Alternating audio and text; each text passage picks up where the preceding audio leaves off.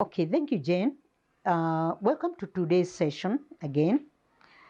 And as we had the discussion about the stress you were going through, you also shared about one of your colleagues you feel she is stressed, and you would want to have some skills on how you can also support her to be able to perform and able to do well at the workplace. Maybe you can, at this point, you can share with me what is it that you noticed that is happening to her and you felt this is not the same colleague that you've been working with? What are some of the behaviors you have noticed in her? Okay, okay. Thank you for that sharing. So I hear you say that she has become quite irritable of late. She has also been coming late to work. It's like she doesn't finish her assignment given by the supervisor. And even sometimes when you're left with her to be the team leader, you feel that she's not performing or she's not reaching her target. And so these are some of the signs that somebody is having a problem or stress at workplace and needs support. Allow me to mention a few or other signs and symptoms that you might also observe in your colleagues and they may require, including the one you have talked about. You need to be able to identify the stress and the source of stress in your colleagues so that you are able to work together as a team and she also becomes a team player. One of the things that we need to notice in our colleagues is the change of behavior, the change of their emotions, the change of the way maybe they talk. You can start observing somebody who used to come to work with a lot of energy, of late have started coming quite late. She has no energy. She's not concentrating, looks like she's absent-minded. And this is unusual. This is not the colleague that you knew. She's avoiding social activity. She doesn't take tea with the others in the tea room as she used to do. She isolates herself.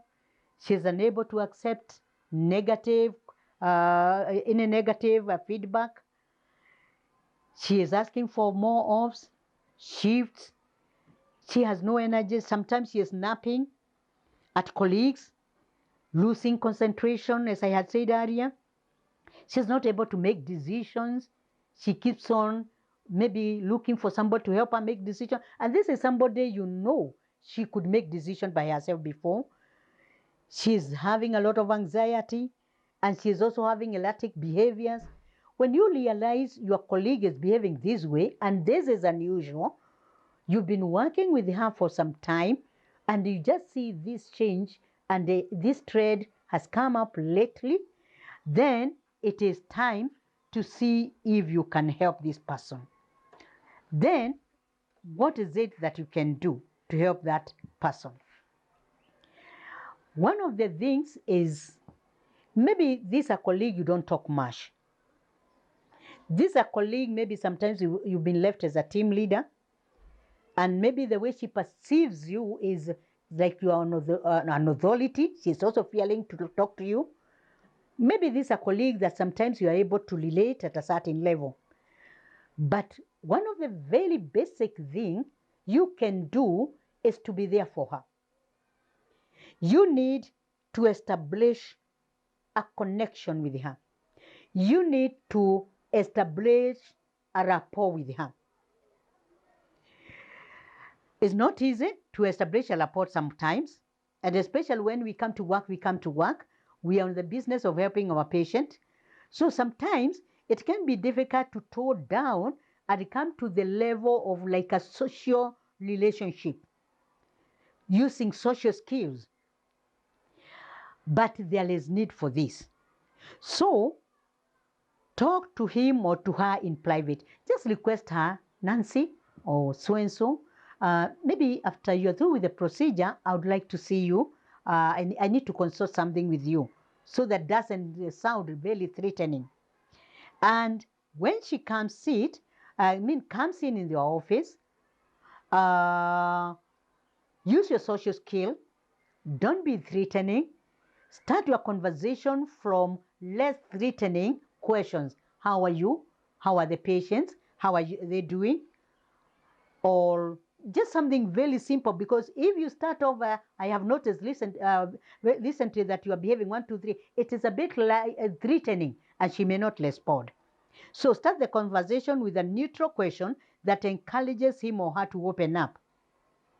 Then you can go to the point and just have a statement like, for example, I have noticed that you do not seem quite yourself lately. But remember, you have started with a position of very general questions that are not threatening. Do not be judgmental, be empathic, and give unconditional positive regard so that this person can feel free even to talk with you. The other thing you can do is get to the root of the problem. For example, could it be work-related problem or family-related problem? Use open-ended questions. Open-ended question is whereby we use questions that start with the when, where, how, so that it gives room for her to express herself and to discuss her issues with you. Then you can also suggest to her practical ways to help. For example, maybe it's the workload that has been too much. And then you discuss with her what's the problem. Is the work too much? And find the way to help her to cope, or even maybe that work can be shared with other people who are working in the unit. You offload her a bit so that she is able to come back to herself. It can be maybe the shift. She's not able to cope. She's not coping so well with the shift. And this is an area you can be able to ask her, which shift can suit you for a while as I help you normalize or even help you be able to deal with your stress. You can also offer to work with her. That is what we call offer friendship. Friendship does not necessarily mean that you discuss very personal things, but you can offer friendship to work with her for her to be able to work out on what are the causes of her stress. If it's work-family conflict, she'll be able to work on it.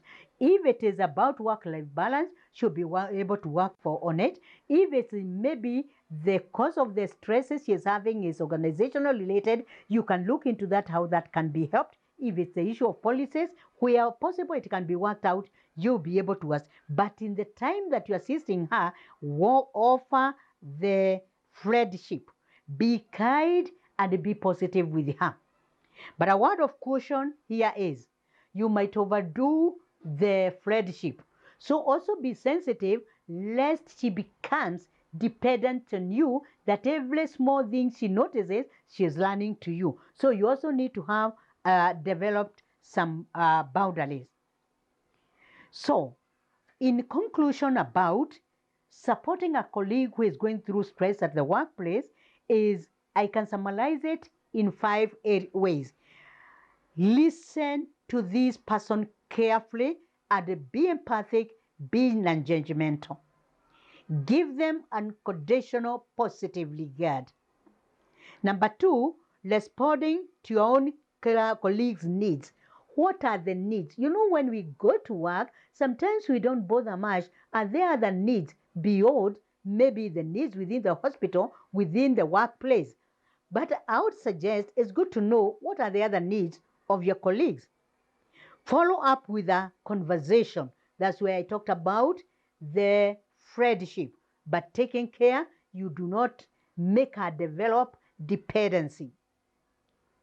You also need to be very keen. We have talked about supporting a colleague who is stressed, and you have noted it at workplace.